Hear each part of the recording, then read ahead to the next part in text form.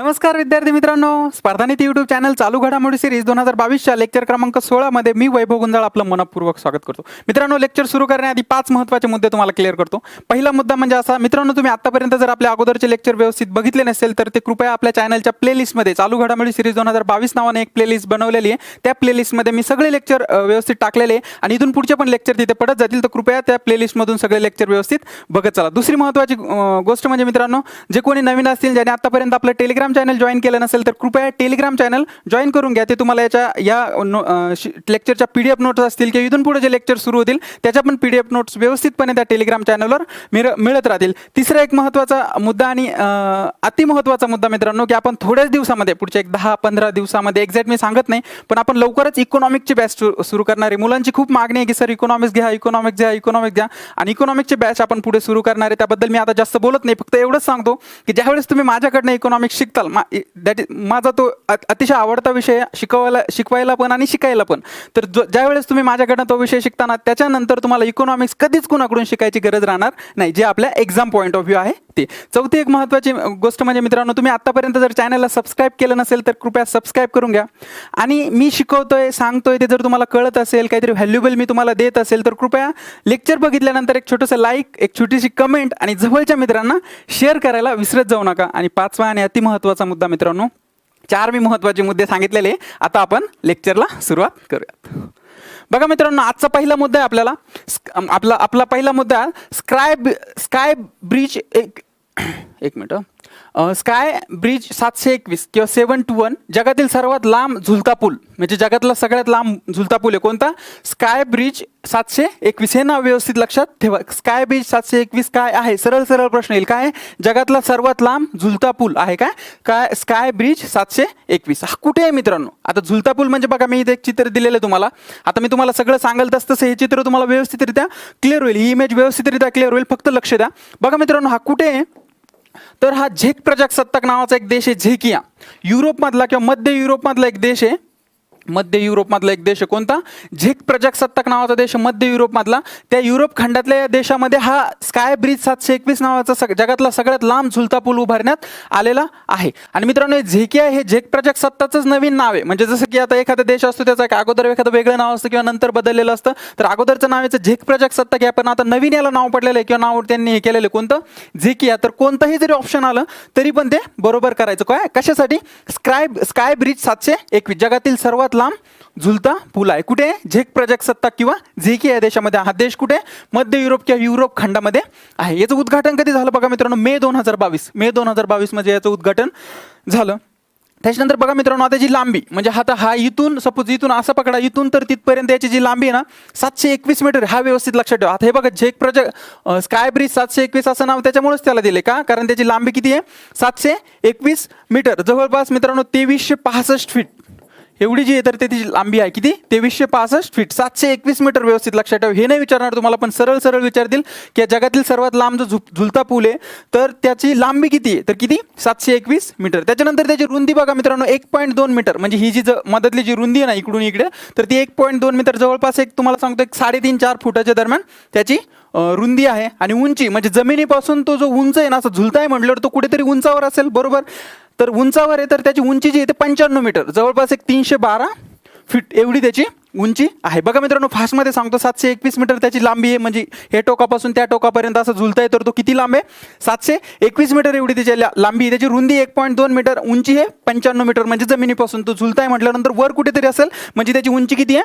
95 metre. ह्या 3 गोष्टी इथं व्यवस्थित लक्षात ठेवा. त्याच्यानंतर बघा मित्रांनो, हा पूल 2 पर्वतरांगांना ओलांडतो आणि दरीच्या 95 मीटर उंचीवर झुलतो, म्हणजे 312 फीट उंचीवर झुलतो. आता बघा मित्रांनो, हा कुठेतरी कनेक्ट केलेला असेल, झुलता असेल म्हणजे ह्या टोकापासून त्या टोकापर्यंत कुठेतरी कनेक्ट केलेला असेल, तर हा 2 पर्वतरांगांनी कनेक्ट केलेला आहे. म्हणजे कसं बघा मित्रांनो, आता झेक प्रजासत्ताक जो देश आहे, तर या देशामध्ये आपल्या कशा सह्याद्री पर्वतरांगा आहेत, त्याप्रमाणे जेसेन्स्की नावाच्या काही पर्वतरांगा आहेत. त्या पर्वतरांगातल्या 2 पर्वतांवर हा पूल उभारण्यात आलेला आहे. म्हणजे या पर्वतापासून तर त्या पर्वतापर्यंत असा तो एक प्रकारे असा झुलता तिथे उभा करण्यात आलेला आहे. जेसेन्स्की नावाच्या पर्वतरांगा आहे. आणि ह्या 2 पर्वतरांगांना ओलांडतो किंवा जोडतो असं जरी लक्षात ठेवलं तरी पण योग्य होईल. काय? जोडतो किंवा ओलांडतो 2 पर्वतरांगांना. आणि 312 12 फूट म्हणजेच किती 95 मीटर उंचीवर तो असा झुलत राहतो. आलं लक्षात. दुसरी एक महत्त्वाची गोष्ट बघा मित्रांनो, आता या पुलावर सगळ्यांना जायला जमतं, लहान मुलं असतील, वयोवृद्ध असतील किंवा वेगळे दुसरं कोणी असेल, सगळ्यांना जायला जमतं. फक्त 2 व्यक्तींसाठी हा पूल आदर्श नाही आहे. एक म्हणजे काय, जी व्हीलचेअर आणि पुश चेअर. व्हीलचेअर जी असते ना आपली, ती व्हीलचेअर घेऊन आपण या पुलावर जाऊ शकत नाही, की ती व्यवस्थितरित्या तिथं चालवता येणार नाही. आणि जी पुश चेअर असते ढकलायची, ती पण तिथे आपण घेऊन जाऊ शकत नाही, ती पण व्यवस्थितरित्या चालणार नाही. म्हणून या 2 गोष्टींसाठी हा पूल आदर्श नाही. बाकी तिथे सगळ्यांसाठी तो अलाउड आहे. कुठे येतो, झेक प्रजासत्ताक किंवा झिके. किती मीटर, 721 मीटर म्हणजेच 2365 फूट. आलं लक्षात एवढं. Yes or no. येस. चालायचं पुढं. ओके. त्याच्यानंतर बघा मित्रांनो, दुसरा मुद्दा आपल्याला मिताली एक्सप्रेस ट्रेन सुरू. आता ट्रेन सुरू झाली म्हणजे कुठेतरी दोन ठिकाणाच्या दरम्यान ही चालू झाली असेल. तर बघा मिताली एक्सप्रेस, याचे एक्सप्रेसचं नाव काय ट्रेनचं, मिताली एक्सप्रेस. ही सुरू झालेली बघा कधी, जून 2022 मध्ये मिताली एक्सप्रेस सुरू झाली. आणि कोठून कुठे, तर न्यू जलपाईगुडी टू ढाका. आता बघा मित्रांनो, भारत आणि बांगलादेश या 2 देशाच्या दरम्यान ही ट्रेन सुरू झालेली. कोणती, मिताली एक्सप्रेस. आणि न्यू जलपाईगुडी. आता न्यू जलपाईगुडी हे जे आहे ना, आपलं पश्चिम बंगाल जे आहे ना, तर पश्चिम बंगालमधलं एक ठिकाण आहे. कोणतं, न्यू जलपाईगुडी. आणि ढाका हे कुठे, बांगलादेशमध्ये. मग या 2 ठिकाणाच्या दरम्यान आता मिताली एक्सप्रेस ट्रेन ही सुरू करण्यात आलेली. भारत आणि बांगलादेश दरम्यान मिताली एक्सप्रेस सुरू करण्यात आली. आणि विशेष ठिकाणाचा जर विचार केला तर कोणता, न्यू जलपाईगुडी हे ठिकाण कुठे, पश्चिम बंगालमध्ये. आणि ढाका कुठे, बांगलादेश. या 2 ठिकाणांदरम्यान ही मिताली एक्सप्रेस नावाची ट्रेन सुरू करण्यात आलेली. व्यवस्थित लक्षात ठेवा. आणि दुसरी एक महत्त्वाची गोष्ट म्हणजे मित्रांनो, ही द्विसाप्ताहिक ट्रेन आहे. आता द्वि म्हणजे काय, 2, आणि साप्ताहिक म्हणजे काय, आठवडा. बरोबर. तर मग आठवड्यातून 2दा ही धावणारी, आठवड्यातून 2दा. द्विसाप्ताहिक म्हणजे 2 आठवड्यात ना, आठवड्यातून 2दा. आणि ती जवळपास बघा मित्रांनो, बुधवार आणि रविवार या 2 वारी ती धावणार आहे. बुधवार आणि रविवार. द्विसाप्ताहिक म्हणजे आठवड्यातून 2 वेळा ती धावणार आहे. कुठून कुठे, भारत टू बांगलादेश. ओके. आणि न्यू जलपाईगुडी भारत म्हणजे पश्चिम बंगालमध्ये, आणि ढाका बांगलादेश या 2 ठिकाणांदरम्यान ही धावणार आहे. बघा मित्रांनो, आता ही झाली मिताली एक्सप्रेस. ही आता सुरू केलेली आपण 2022 मध्ये. पण याच्या अगोदर पण भारत आणि बांगलादेशमध्ये काही ट्रेन सुरू करण्यात आलेल्या आहे. त्याच्यामधलीच पहिली बघा मित्रांनो, मी तुम्हाला सांगतो इथं, लक्ष द्या. तुम्हाला सांगितल्यावर लक्ष द्या, लिहायला जास्त जागा नाही. तर बघा, पहिली मैत्री एक्सप्रेस, इथे लिहितो, मैत्री एक्सप्रेस. आणि दुसरी बंधन एक्सप्रेस. बघा व्यवस्थित लक्षात. पहिली मैत्री एक्सप्रेस, दुसरी बंधन एक्सप्रेस, आणि तिसरी कोणती आता, मिताली एक्सप्रेस. म्हणजे भारत आणि बांगलादेश यांच्या दरम्यान किती ट्रेन धावतात, 3 एक्सप्रेस. बघा, ही मैत्री एक्सप्रेस 2008 मध्ये सुरू करण्यात आलेली. कधी, 2008. बंधन एक्सप्रेस सुरू करण्यात आलेली 2017 मध्ये. आणि जी मिताली एक्सप्रेस आज सुरू करण्यात आली ती कधी, 2022 मध्ये. अशा 3 प्रकारच्या ज्या ट्रेन आहे, तर त्या भारत आणि बांगलादेश या 2 देशादरम्यान धावतात. आता मैत्री एक्सप्रेस जी आहे बघा मित्रांनो, ढाका म्हणजे हा कुठं असेल, कलकत्ता. आणि ढाका हे कुठे, बांगलादेश आणि कलकत्ता या 2 शहरांदरम्यान जी, किंवा 2 देशांदरम्यान ही ढाका आणि कलकत्ता या 2 शहरांदरम्यान मैत्री एक्सप्रेस ही धावते. म्हणजेच भारत आणि बांगलादेश दरम्यान. त्याच्यानंतर बंधन एक्सप्रेस बघा मित्रांनो, खुलना नावाचं एक शहर आहे. कुठं, बांगलादेशमध्ये. आणि भारतातलं कलकत्ता. अशा 2 शहरांदरम्यान परत भारत आणि बांगलादेश दरम्यान ही दुसरी ट्रेन धावते. कोणती, बंधन एक्सप्रेस. पहिली मैत्री एक्सप्रेस ढाका आणि कलकत्ता, दुसरी बंधन एक्सप्रेस खुलना आणि कलकत्ता, आणि तिसरी मिताली एक्सप्रेस. आता ती कुठं, न्यू जलपाईगुडी टू ढाका. म्हणजे न्यू जलपाईगुडी कुठे, भारतामधल्या पश्चिम बंगालमध्ये, आणि ढाका कुठे, बांगलादेशमध्ये. या 2 देशादरम्यान किंवा 2 शहरादरम्यान ही तिसरी एक ट्रेन धावते. म्हणजे आता सरळ प्रश्न देतील, खालीलपैकी कोणती ट्रेन ही भारत आणि बांगलादेश या 2 देशांदरम्यान धावत नाही. आणि हे तिन्ही पण ऑप्शन देतील, मैत्री देतील, बंधन देतील, आणि मिताली पण देतील. आणि याच्या व्यतिरिक्त 4थं देतील, तर ते तुम्हाला तिथे लक्षात यायला पाहिजे. आलं लक्षात. चालायचं पुढं. ओके. त्याच्यानंतर बघा मित्रांनो, 2022ची बिमस्टेक चे रौप्य महोत्सवी वर्ष 2022चे. लक्ष द्या फक्त, तुम्हाला सगळ्या गोष्टी व्यवस्थित कळतील. तुम्हाला हेडलाईन बघून वाटलं असेल की 2022चे बिमस्टेकचे रौप्य महोत्सवी वर्ष, पुढं काहीच नाही. तर सगळं सांगतो बघा मित्रांनो. 2022चे बिमस्टेकचे रौप्य महोत्सवी वर्ष.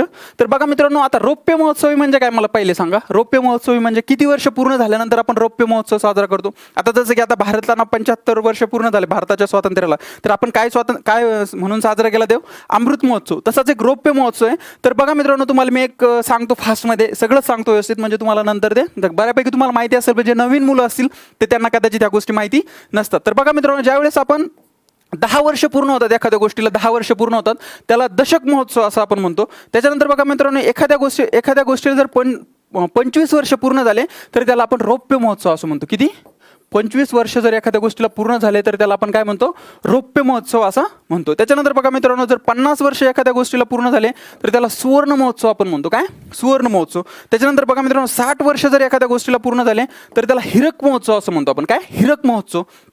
त्याच्यानंतर जर एखाद्या गोष्टीला 75 वर्ष पूर्ण झाले तर काय म्हणतो, आता तुम्ही सांगा, भारताला किती झाले स्वातंत्र्याला? 75 वर्ष. काय म्हणून साजरा केला आपण तो? अमृत महोत्सव. म्हणून 75 वर्षाला काय म्हणतात?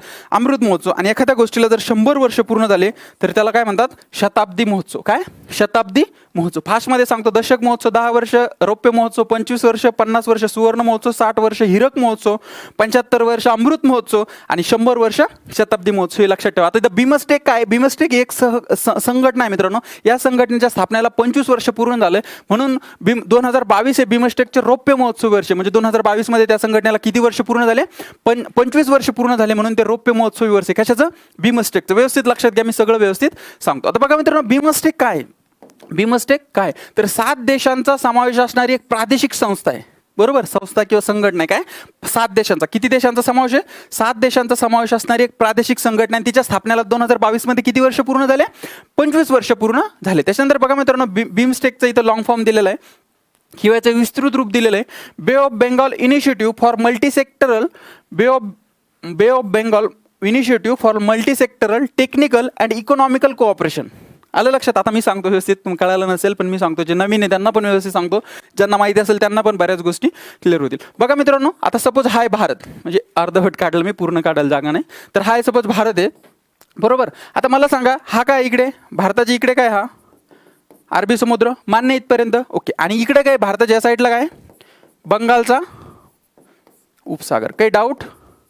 बंगालचा उपसागर. बघा मित्रांनो, हा 7 देशांचा समावेश असणारी एक संस्था आहे. म्हणजे 7 देश कोणते माहिती आहे? 7 देश बंगालच्या उपसागराला कनेक्ट असलेले किंवा बंगालच्या उपसागराला संबंधित असणारे 7 देश. आणि या 7 देशांची जी एक संस्था आहे त्या संस्थेला म्हणतात बिमस्टेक. आलं लक्षात? 7 देश कोणते? किंवा बंगालच्या उपसागराला कनेक्ट असणारे किंवा बंगालच्या उपसागराशी संबंधित असणारे, बंगालच्या एकतेचं प्रतीक असणारे हे जे 7 देश आहे, या 7 देशांचा जो एक संघटना आहे त्या संस्थेला म्हणतात बिमस्टेक. बे ऑफ बेंगॉल म्हणजे काय? बंगालचा उपसागर. Initiative for multisectoral technical and economical cooperation. म्हणजे हे 7 देश जे, यांचं मी कार्य सांगतो लगेच. हे 7 देश म्हणजे बिमस्टेकचं कार्य काय? तर बघा मित्रांनो, हे 7 देश, या 7 देशाच्या तांत्रिक सहकार्य असेल, म्हणजे एकमेकांमध्ये जे सदस्य या एकमेकांमध्ये असेल, तांत्रिक सहकार्य करणे, आर्थिक सहकार्य करणे, सांस्कृतिक सहकार्य करणे, औद्योगिक सहकार्य करणे, पर्यटन सहकार्य करणे आणि वेगवेगळ्या इतर देशांच्या विकासामध्ये आपला हातभार लावणे आणि त्यांना मदत करणे, याच्यासाठी ही संघटना काम करते. आणि त्याच्यासाठीच तिची स्थापना झालेली. ती स्थापना तेव्हा झाली मी सांगतो तुम्हाला, पण आता 2022 मध्ये तिला किती वर्ष पूर्ण झालेत? 25 वर्ष पूर्ण झाले. म्हणून आपण ते काय, बिमस्टेकचं काय आज 2022 हे रौप्य महोत्सवी वर्ष. आलं लक्षात? काय काय काम काय बिमस्टेक? तर शॉर्टमध्ये कळालं एक. ओके. त्याच्यानंतर बघा मित्रांनो, हिची स्थापना कधी झाली? 6 जून 1997. हे व्यवस्थित लक्षात ठेवा. 6 जून 1997ला स्थापना झाली. आणि आता 2022ला आपण काय करतो? तिला किती वर्ष पूर्ण झाले? 25 वर्ष पूर्ण झाले. म्हणून 2022 हे बिमस्टेकचं काय? रौप्य महोत्सवी वर्ष आहे. त्याच्यानंतर बघा मित्रांनो, सचिवालयाचं ढाका. ढाका कुठे? बांगलादेशमध्ये. आलं लक्षात? मी आताच मागे सांगतो. ढाका कुठे? बांगलादेशमध्ये. आणि बांगलादेशमध्ये सचिवालय काय याचं? बिमस्टेक या संस्थेचं सचिवालय कुठे? बांगलादेश, ढाका. त्याच्यानंतर बघा मित्रांनो, याचे सदस्य. ओके. सदस्य बघा, बांगलादेश, भूतान, भारत, म्यानमार, नेपाळ, श्रीलंका आणि थायलंड. आलं लक्षात? किती सदस्य आहे? 7. बांगलादेश, भूतान, भारत, म्यानमार, नेपाळ, श्रीलंका आणि थायलंड. याचं पण एक व्यवस्थित सांगतो. बघा मित्रांनो, 6 जून 1997ला ज्यावेळेस ही संस्था स्थापन झाली, कधी? 6 जून 1997ला. त्यावेळेस हिच्यात फक्त 4च सदस्य होते. कोणते? बांगलादेश असं लिहितो, इंडिया, त्याच्यानंतर श्रीलंका आणि थायलंड. आणि हिचं नाव पण असं होतं, BIST इकॉनॉमिक कोऑपरेशन. म्हणजे या 4 देशांमध्ये आर्थिक सहकार्य करणे, एवढंच तिचं नाव होतं. त्याच्यानंतर बघा मित्रांनो, पुढे 1997ला जे 4 देश होते, पुढे 1997 मध्येच यामध्ये म्यानमारचा समावेश करण्यात गेला. कशाचा? म्यानमारचा समावेश करण्यात आला 1997 मध्येच, थोड्या कालावधीनंतर. आणि त्याच्यानंतर तिचं नाव बनलं बांगलादेश, इंडिया, म्यानमार, श्रीलंका आणि थायलंड. बिमस्टेक असं BIMST असं हिचं नाव करण्यात आलं 1997लाच. पण पुढे झालं काय बघा मित्रांनो, 2004 मध्ये काय झालं? परत या 2 देशांचा समावेश झाला. आता बघा, बांगलादेश आहे, भारत आहे, म्यानमार आहे, श्रीलंका आणि थायलंड. या 97ला एवढ्या देशांचा समावेश झाला. नंतर म्हणजे म्यानमारचा नंतर समावेश झाला, बाकीच्यांचा अगोदर समावेश होता. पण 2004ला काय झालं? भूतान आणि नेपाळ या 2 देशांचा पण समावेश करण्यात आला. कधी? 2004ला. कोणते कोणते? भूतान आणि नेपाळ. मग मात्र काय केलं बघा मित्रांनो, अगोदरीचं जे देशांच्या पहिल्या अक्षरावरून जे याचं नाव होतं, तर हे नाव आता चेंज केलं आणि त्यांना त्याचं डायरेक्ट नाव दुसरं काय केलं, Bay of Bengal initiative for multi sectoral technical and economical cooperation. आणि तेव्हापासून म्हणजे 2004 पासून हेच नाव आहे. आलं लक्षात. ज्यावेळेस तिची स्थापना झाली त्यावेळेस ती देशांच्या आद्य अक्षरावर किंवा पहिल्या अक्षरावरून तिचं नाव होतं, पण 2004 मध्ये ज्यावेळेस भूतान आणि नेपाळचा समावेश झाला तर त्याच्यानंतर मात्र हिचं नाव चेंज केलं गेलं आणि बे ऑफ बेंगॉल म्हणजे बंगालच्या उपसागरामधली इनिशिएटिव्ह फॉर कशासाठी, मल्टी सेक्टरल म्हणजे बहुउद्देशीय, मल्टी सेक्टरल म्हणजे बहुउद्देशीय, वेगवेगळ्या उद्देशांसाठी तांत्रिक सहकार्य करणे आणि आर्थिक सहकार्य करणे. कुणाला, हे देश जे सदस्य या संघटनेचे जे सदस्य एकमेकांमध्ये तांत्रिक आणि आर्थिक सहकार्य करणे आणि एकमेकांच्या विकासाला हातभार लावणे. दुसरी एक गोष्ट, ही जी संस्था आहे ती बंगालच्या उपसागराच्या एकतेचं प्रतीक मानली जाते. ओके, कोणती संस्था, बिमस्टेक संस्था. मला असं वाटतं तुम्हाला एक बऱ्यापैकी जनरल मुद्दे या संस्थेबद्दल लक्षात आले असतील आणि बाकी दोन्ही पण मुद्दे तुमचे व्यवस्थित, हा मुद्दा तुमचा व्यवस्थित क्लिअर झाला असेल आणि याच्या अगोदरचा पण व्यवस्थित क्लिअर झाला असेल. चालायचं पुढं. ओके, त्याच्यानंतर बघा मित्रांनो, नॅशनल हायवे NHAI म्हणजे काय, नॅशनल हायवे अथॉरिटी ऑफ इंडियाचा Guinness book of world record. काय, नॅशनल हायवे अथॉरिटी ऑफ इंडियाचा Guinness book of Guinness book of world record. तर बघा मित्रांनो, ही national highway authority of India काय, तर बघा मित्रांनो, राष्ट्रीय महामार्ग जे असतात नॅशनल हायवे, तर राष्ट्रीय महामार्गाचं बांधकाम करणे, तिचा विकास करणे, तिची देखभाल करणे, या सगळ्यांची जबाबदारी जी केंद्र सरकारने ना, तर ती या संस्थेवर टाकलेली किंवा प्राधिकरणावर टाकलेली. कोणती, national highway authority of India. म्हणजे ही काय करत असेल, एक तर रस्ते बांधत असेल, त्याची देखभाल करत असेल, तिचा विकास करत असेल, कोण, national highway national highway authority of India. आणि हिनेच आता गिनीज वर्ल्ड रेकॉर्ड केलेला, कोणता, Guinness book of world record. कोणी, नॅशनल हायवे अथॉरिटी ऑफ इंडियाने. तो काय केला बघा मित्रांनो, कशामुळे, आता कशामुळे त्याने रेकॉर्ड केला, तर एक सलग बांधलेल्या सर्वात लांब डांबरी रस्त्यामुळे. एक सलग म्हणजे काय, न थांबता, एक सलग म्हणजे काय, न थांबता एक सर्वात लांब तिनं डांबरी रस्ता बांधला आणि त्या रस्त्यामुळे तिला गिनीज बुक ऑफ वर्ल्ड रेकॉर्डमध्ये त्याचं नोंद झाली. आणि Guinness book of world record कोणी केला, नॅशनल हायवे अथॉरिटी ऑफ इंडियाने. आलं लक्षात, कशामुळे केलं त्याने Guinness book of world record, एक सलग बांधलेल्या सर्वात लांब डांबरी रस्त्यामुळे. त्याच्यानंतर बघा मित्रांनो, लांबी किती, तर याची लांबी बघा मित्रांनो, इथं एक मिनिट, कुठे बांधला, तर नॅशनल हायवे 53वर. हे लांबी लक्षात नका ठेवू, नॅशनल हायवे 53वर आणि अकोला ते अमरावती दरम्यान. नॅशनल हायवे 53 म्हणजे 53 जो आपला नॅशनल हायवे, या नॅशनल हायवेवरतीने हा एक सलग रस्ता बांधलाय आणि तो अकोला आणि अमरावती दरम्यान. आता बघा मित्रांनो, नॅशनल हायवे जो 53 आहे, तर तो बघा हाजिरा, हे गुजरात मधलं ठिकाण आहे. कुठलं, गुजरात. आणि इकडं ओडिशा मधलं पॅराद्वीप.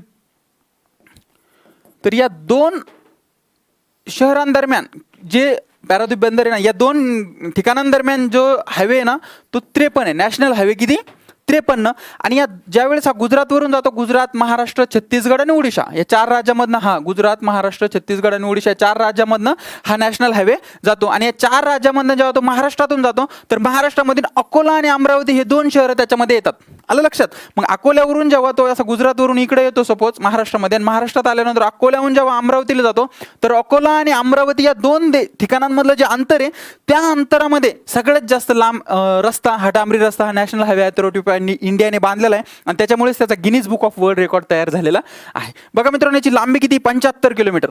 आता सिंगल लेन म्हणजे काय, की आता सपोज 2 पार्ट असतात, हा इकडनं एक रोड, तर एक सिंगल लेन जो असतो, तर तो सिंगल लेन 75 किलोमीटर रस्ता न थांबता बांधलाय. कोणी, नॅशनल हायवे अथॉरिटी ऑफ इंडियाने. आणि जवळपास त्याचा कालावधी बघा मित्रांनो, सलग 105 तास आणि 33 मिनिटे. 105 तास सलग आणि 33 मिनिटे न थांबता 105 तास आणि 33 मिनिटे काम चालू होतं. आणि या कामामुळे त्यांनी 75 किलोमीटरचा सिंगल लेन हा अकोला आणि अमरावती दरम्यान बांधलेला आहे. म्हणून त्यांचा Guinness book of world record तयार झालेला आहे. बघा मित्रांनो, जवळपास एका सल्लागार मंडळासह, म्हणजे इंजिनियर्स वगैरे असतात ना, अशा सल्लागार मंडळासह 720 कामगार तिथं काम करत होते. किती वेळ, 105 तास आणि 33 मिनिट. तेव्हा हा 75 किलोमीटरचा सिंगल रोड तयार झाला.